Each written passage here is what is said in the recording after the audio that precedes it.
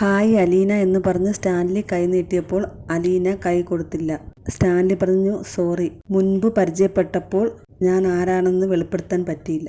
അലീന പെട്ടെന്ന് തിരിഞ്ഞ് പുറത്തേക്ക് പോയി. സ്റ്റാൻലി വിഷമത്തോടുകൂടി ബാലചന്ദ്രനോട് പറഞ്ഞു, പിണങ്ങിപ്പോയെന്നാണ് തോന്നുന്നത്. അത് സാരമില്ല, ഞാൻ പോയി വിളിച്ചുകൊണ്ട് വരാം. ബാലചന്ദ്രൻ പോയി അലീനയെ പറഞ്ഞ് സമാധാനിപ്പിച്ചു. നിങ്ങൾ രണ്ടുപേരും കൂടി ചേർന്ന് എന്നെ പറ്റിച്ചല്ലോ, എന്നോട് ഒന്നും തുറന്നു പറഞ്ഞില്ലല്ലോ. അപ്പോൾ ബാലചന്ദ്രൻ പറഞ്ഞു, നീ ഒരു കാര്യം ആലോചിച്ച് നോക്ക്. ഞാൻ പെട്ടെന്ന് ചെന്ന് സ്റ്റാൻലിയോട് പറയുകയാണ് നിങ്ങൾക്ക് 22 വയസ്സുള്ള ഒരു മകളുണ്ട് എന്ന്. ആരെങ്കിലും അത് വിശ്വസിക്കുമോ? അയാൾ അതിനു മുമ്പ് എന്നെ കണ്ടിട്ടില്ല. നീ ജീവിച്ചിരിപ്പുണ്ടെന്ന് അയാൾക്ക് ഒരു അറിവ് പോലുമില്ല. അങ്ങനെയാണ് അയാൾ നിന്നെ കാണാൻ വന്നത്. എനിക്ക് നിന്നോട് വേണമെങ്കിൽ പറയാമായിരുന്നു, ഇതാണ് നിൻ്റെ പപ്പ എന്ന്. പക്ഷേ അയാൾക്ക് നിന്നെ വേണ്ട എന്ന് പറഞ്ഞാൽ നിനക്ക് അത് സഹിക്കാൻ പറ്റുമോ? എനിക്കും അത് വിഷമമാണ്. അതുകൊണ്ട് മാത്രമാണ് നിന്നെ അറിയിക്കാത്തത്. വ്യക്തിപരമായി എനിക്ക് സ്റ്റാൻലിയെ ഇഷ്ടമല്ല. ഞാൻ ജീവിതത്തിൽ ഏറ്റവും വെറുക്കപ്പെടേണ്ട ഒരാളാണ് സ്റ്റാൻലി. നിനക്ക് വേണ്ടി മാത്രമാണ് മോളെ ഞാൻ അയാളോട് അടുത്ത് വന്നത്. ഇത്രയും കാര്യങ്ങൾ ഞാൻ ചെയ്തത്. സോറി അച്ഛാ, ഞാൻ എൻ്റെ കാര്യം മാത്രമേ ആലോചിച്ചുള്ളൂ. ബാലചന്ദ്ര മേനോൻ അലീനയും കൂട്ടി അകത്ത് കയറി വന്നു. സ്റ്റാൻലി ചോദിച്ചു, പിണക്കമൊക്കെ മാറിയോ?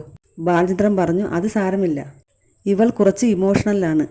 നിങ്ങൾ ഇവളെ നന്നായി സ്നേഹിക്കണം. സ്നേഹം അഭിനയിച്ചാൽ അവൾക്കത് പെട്ടെന്ന് മനസ്സിലാകും. സ്റ്റാൻലി പറഞ്ഞു, മുൻപ് എൻ്റെ അടുത്ത് ഒരുപാടുണ്ടായിരുന്നു. ഒരുപാട് കിട്ടിയിട്ടുമുണ്ട്, ഒരുപാട് ഞാൻ കൊടുത്തിട്ടുമുണ്ട്. പിന്നീട് എപ്പോഴൊക്കെ അതെല്ലാം നഷ്ടപ്പെട്ടു പോയി. ഇനി ഞാൻ അതെല്ലാം ഒന്നേന്ന് പഠിക്കണം, അല്ലേ?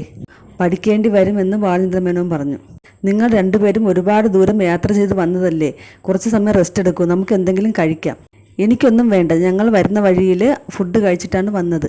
അത് പറഞ്ഞാൽ പറ്റില്ല. നിങ്ങൾ എൻ്റെ ഏറ്റവും വിശിഷ്ടനായ ഗസ്റ്റാണ്.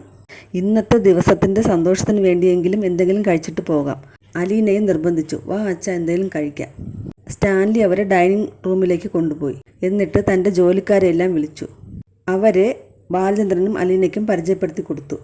ഒരാൾ പാചകക്കാരൻ, ഒരാൾ ഡ്രൈവർ, ഒരാൾ എല്ലാ മേൽനോട്ടവും വഹിക്കുന്നയാൾ.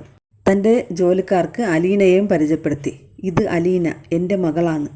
അത് കാണുമ്പോൾ സ്റ്റാൻലി അലീനയെ എല്ലാവരുടെയും മുന്നിൽ വെച്ച് അംഗീകരിച്ചതുപോലെ ഒരു ഫീൽ തോന്നും. അതിനുശേഷം ജോലിക്കാരോട് പറഞ്ഞു, നിങ്ങൾ വേറെ ഒന്നും ആലോചിച്ച് കാട് കയറണ്ട. ഇങ്ങനെ ഒരു മകൾ ഉണ്ടെന്ന് എനിക്കും അറിയില്ലായിരുന്നു. ഇതാണ് മിസ്റ്റർ ബാലചന്ദ്ര മേനോൻ. ഇദ്ദേഹമാണ് അലീനയെ എനിക്ക് കാട്ടിത്തന്നത്. 22 വർഷങ്ങൾക്ക് മുമ്പ് ഞാൻ വിവാഹം ചെയ്യാനിരുന്ന സ്ത്രീയിൽ ജനിച്ച മകളാണ് ഇത്. ഇനി നിങ്ങൾ പൊയ്ക്കോളൂ എന്ന് അവരോട് പറഞ്ഞു. അതിനുശേഷം ബാലചന്ദ്രനോടായി പറയുകയാണ്, ഞാൻ ഇത്രയെങ്കിലും അവരോട് പറഞ്ഞില്ലെങ്കിൽ അവർ ഇല്ലാത്ത കഥകളൊക്കെ മെനഞ്ഞുണ്ടാക്കും. ബാലചന്ദ്രൻ അലീനയോട് പറയുകയാണ്, കണ്ടോ, ഇവിടെ ജോലിക്കാരെല്ലാവരും ഉണ്ട്. നീ ഒന്നും ചെയ്യണ്ട.